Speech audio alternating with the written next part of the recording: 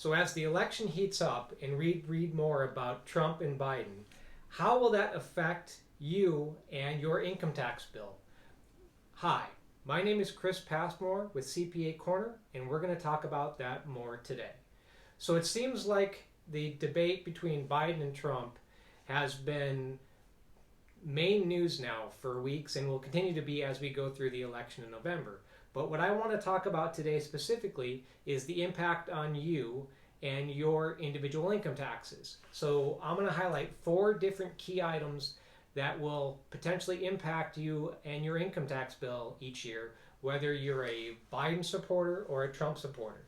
I do want to highlight this is for you on an individual level. This does not highlight business taxes. That will be addressed in a different video. I mean, one key highlight I do know is that the current corporate tax rate under President Trump is 21%, and candidate Joe Biden wants to increase that to 28%. That is at a business level. We'll talk about that separately. Today is just talking about you and an individual level for you and your family. So let's kick this off. So the first thing I want to talk about is the top marginal rate that you would pay as an individual. Under the TCJA, the new tax regulations that President Trump's administration rolled out a few years ago, the top marginal tax rate that can be paid is 37%.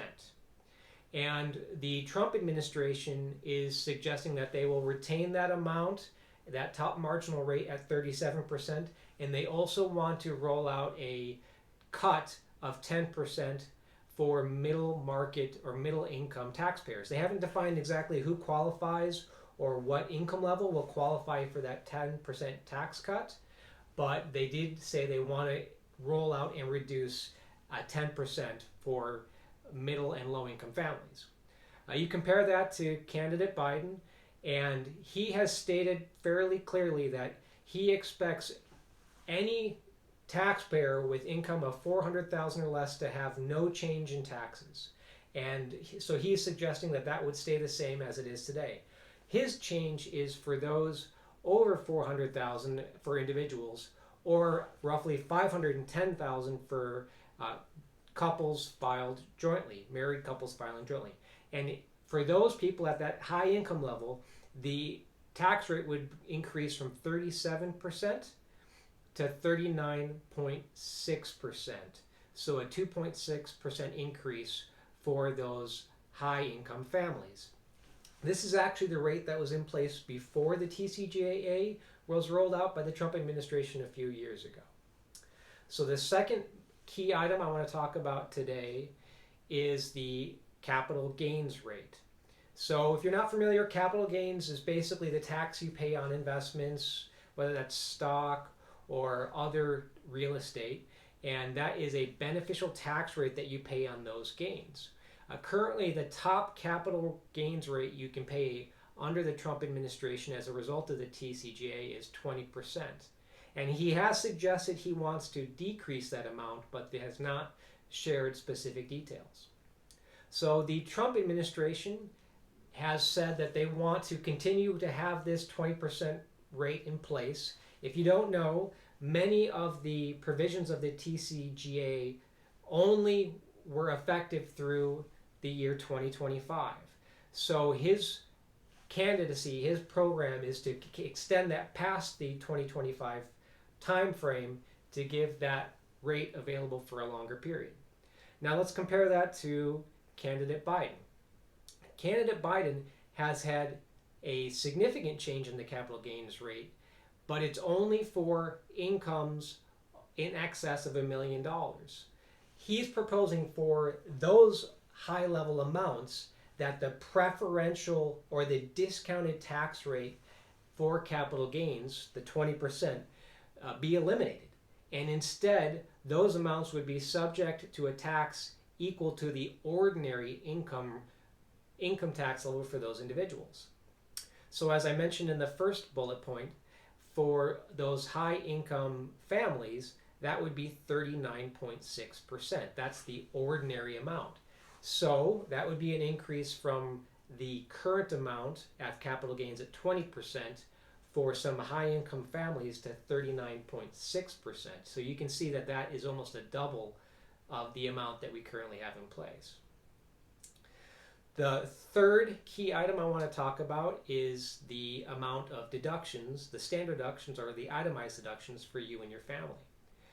Currently, under the Trump administration, as a result of the TCJA, the standard tax deduction was increased, and right now that amount is $24,800 for married couples filing jointly.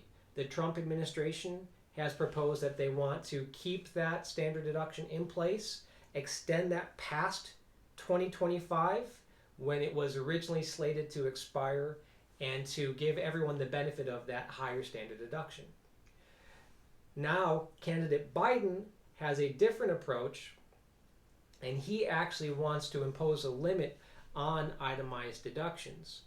And the limit he is proposing is that no itemized deduction will provide a tax benefit greater than 28%. So what does that mean? That means if you have $1 of itemized deductions, the maximum tax benefit would be 28 cents. So he's capping the amount of itemized tax deductions that you may not have had previously. And so the last and the final item I want to talk about is there's a number of various tax credits in different positions, but the one I think is most important is the child tax credit. Under the Trump administration and the TCJA, the current CTC, the child tax credit, is $2,000. And the Trump administration, as I've noted before, wants to extend that benefit past the year 2025 as currently stated in the law. This is another significant change under candidate Biden. He wants to increase the child tax credit for low and middle income families to $8,000 for the first child, or up to $16,000 for families with multiple children. Wouldn't matter if you have 2 kids, 3 kids, or 4 kids, the maximum amount would be $16,000. But again, this is another big divergence between the Trump administration at $2,000 and the potential Biden administration at $16,000. So you can see there's some significant differences between the two candidates. I'm not going to speak to the politics. That's for you to decide whether you like President Trump or if you lean more towards candidate Biden. That is for you to choose on the other politics. But this way, at least you know the economic impact to you and your family, and so you can make a educated decision when it comes to election time in November. I'll highlight all of these points in the comments below, and if you have any questions further about how the election will affect your income taxes, please feel free to send me a direct message and I'll get back to you. Thank you so much, and I look forward to speaking with you in my next video.